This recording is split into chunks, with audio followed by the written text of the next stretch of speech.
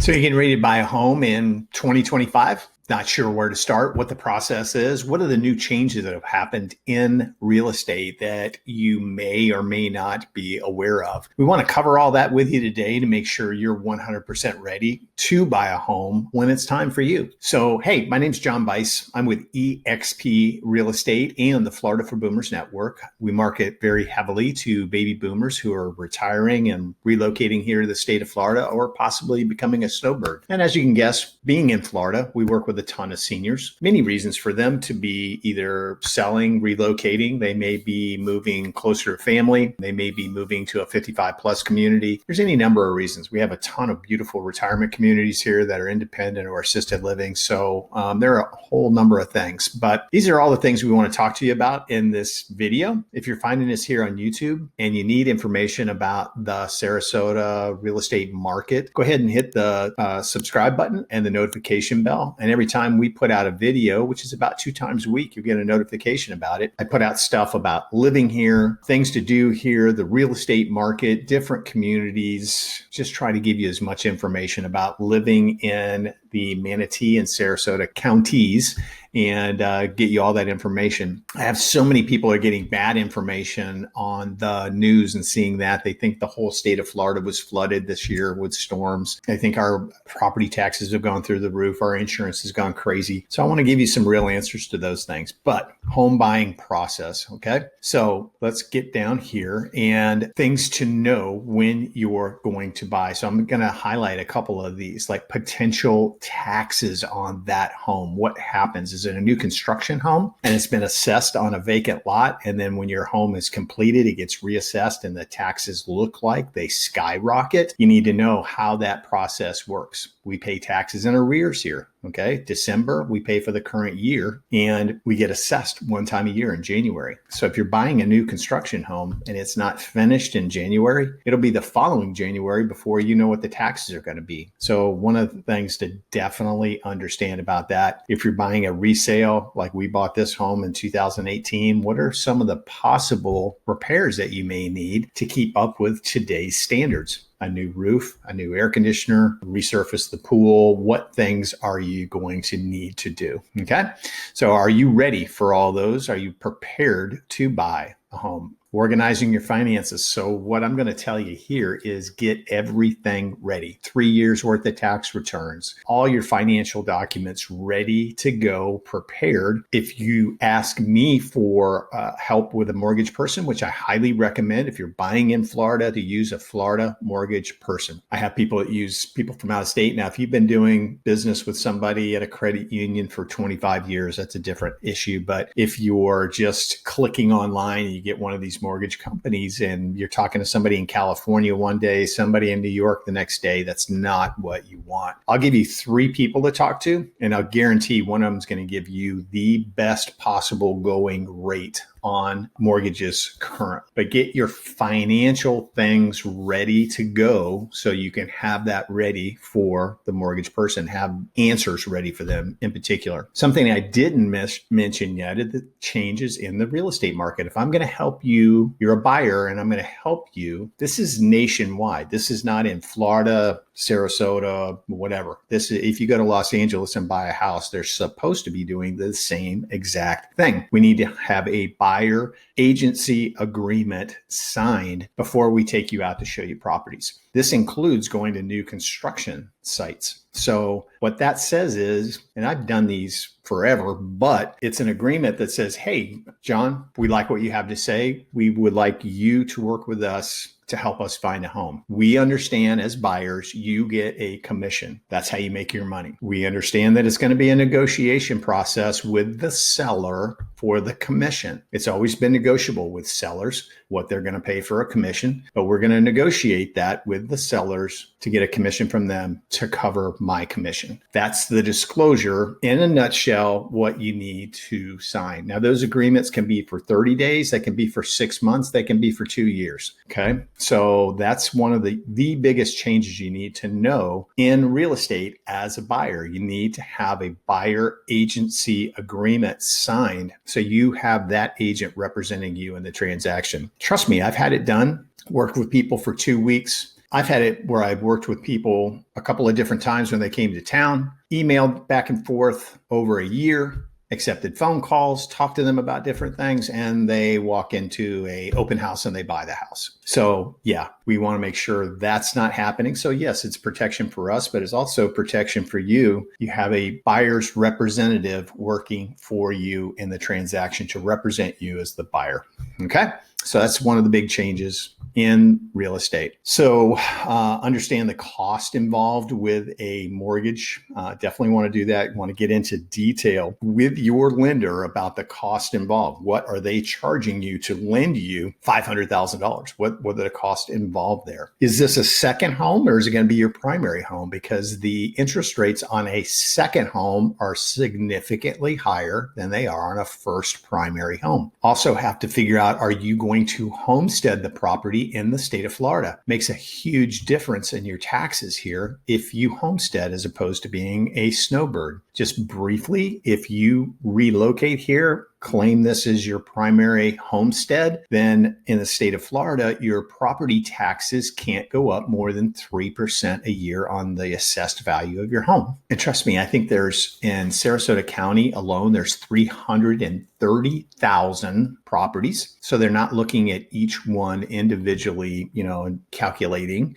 So I'm sure there's some type of formula that they use. But again, it keeps your property taxes from going up less than 3% a year. Now they can go down by 4%, but they can't go up by more than 3%. So as a snowbird, you need to know that your property taxes could maybe go up 5% or 6% a year if you're not homesteaded. You can only homestead in one state. You can do it the day after you buy the property here in Florida. If this is going to be your primary homestead, go down and get your driver's license, collect a few things, and homestead the property. Okay. You don't have to live here a month or 6 months or 6 years. You can go down and do it the next day. All right. So we get down to getting pre-approval from that mortgage person real quickly. It's basically they're going to do a soft pull on your credit, see what your credit score is, debt to income ratio. What price house are you looking at? Yes, you're good up to $500,000. We're telling you that we believe we can make a loan happen for you up to that. You need this pre-approval letter minimum to present an offer. Okay. If you find that house, then you're going to need that pre-approval letter to send in with the contract, because any good real estate agent, once they get the contract, hey, do you have a approval letter for their mortgage or a pre-approval letter? So you need that. And we as real estate agents ask you that. Have you spoken with a lender? We don't want to take you out and show you $600,000 houses if you're qualified for $500,000. Makes a huge difference in what we're going to look at in homes. So very important to do. Home search, emails every day from the baby boomers that we market to. How much are the HOA fees? What's a 2,000 square foot pool home cost?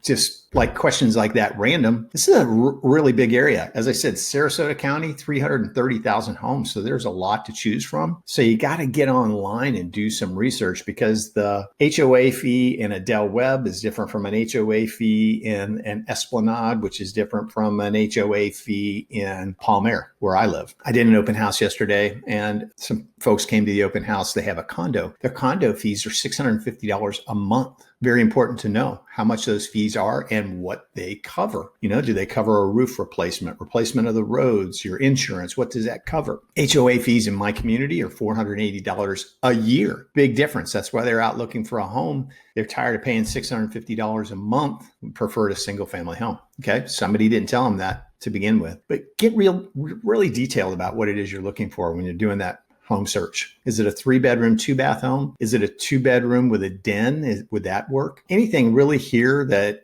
was built after, say, 2010, unless it's a townhome or a villa, it's going to be a minimum of a 2-bedroom, 2-bath den with a 2-car garage. Now, that's, a big overview of it, but typically single family homes here built after 2010 are going to be a minimum of a 2-2 with a den with a 2-car garage. 1,000 different floor plans, but that's what they're going to have. So have a really good idea of what it is that you're looking for. Touring homes, when you go out Pick 5 or 6 homes on a day to look at. If you pick 15, by the time you get to number 6, you don't remember what number 1 was. Did it have a circular driveway, or was that the one with the pool that backed up to another house? So pick out 5 or 6 to go look at. I really like to look at 3 or 4 the first time so I can hear what you're saying about homes.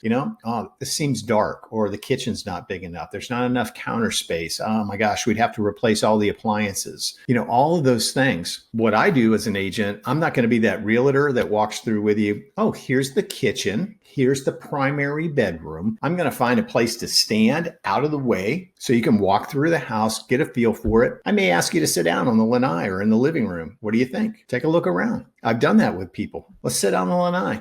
Let's take a look around. Let's hear what it sounds like to sit out here. Can you imagine yourself sitting here in the morning with a cup of coffee and looking out at that beautiful lake? Probably do that with you. So very important to do. Also think about things that are around you. What's important? Is it important to be close to, the University Town Center Mall? Is it, do you mind driving 25 minutes to the beach? Is that okay? Are you in a flood zone? Not in a flood zone? What's your homeowner's insurance going to be? All things to consider. Let's scroll down here a little bit more. Things to ask yourself here. I'll leave this up just a minute. You can play this back, but what kind of repairs are needed? How old is the home? If my home was built in 1983, so we put a ton of money into it. We got an amazing deal back in 2018, but we put a ton of money into it to bring it up to current standards. Okay. How old's the electrical and the plumbing? Really, one of the big ones is how old's the roof and the air conditioner. Those are the big cost things that you really need to know about. Anything to be concerned about in the neighborhood? Are there any assessments? Are they repaving the roads and they're going to assess everybody $5,000 to redo the roads?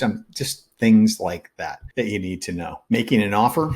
Once you're ready, we got that pre-approval or approval letter. We sit down and fill everything out. Working with my team, we'll make sure that you are making a good offer for you on that home. We don't want you to make too low of an offer so that the seller doesn't even consider it. We don't want you to overpay for the home. So we want to help you in that process, what you can afford with your lender, knowing all those things. One of the big things I see here is that cash buyers, we have so many people selling a home and retiring, coming down here with a fistful of cash, overpaying for a property because they don't make it contingent upon an appraisal. Yes, you can make it contingent upon an appraisal, even with a cash offer. You don't want to pay $750 for a $675,000 house. We have so many people moving here from, let's say, Massachusetts, Connecticut, New York, where $800,000 doesn't get you maybe a whole lot there. $800,000 buys a beautiful home here. So they see $800 and they think, wow, that's a steal. Where really the current value on it's $725, but there's no appraisal. It's not contingent upon having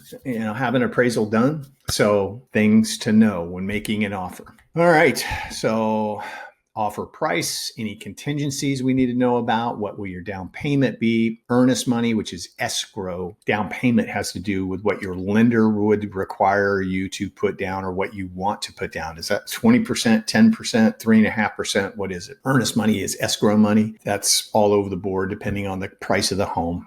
Closing costs, your lender will talk to you significantly about that, like truth in lending. They'll give you a statement to show you all of the cost involved in closing. Timeframes, you'll hear from me, you'll hear from my assistant. When is the inspection period? When do I have to have all my mortgage information in? When can we set up for closing? All of those things we need to talk to you about. All right. So we got the offer accepted, got a counter offer from them. What did we do? We offered $650 on a 700. They came back at 780. Where do we go? How high should we go? Making the offer in your favor as a buyer's representative. If the offer is rejected, what do we do? Where do we go from there? You love the home, but they didn't even counter back on it. It's only been on the market for 4 days. We offered $650 on 7, and they're like, forget that because we're hoping to get a full price offer. Applying for the loan, we've already talked about that.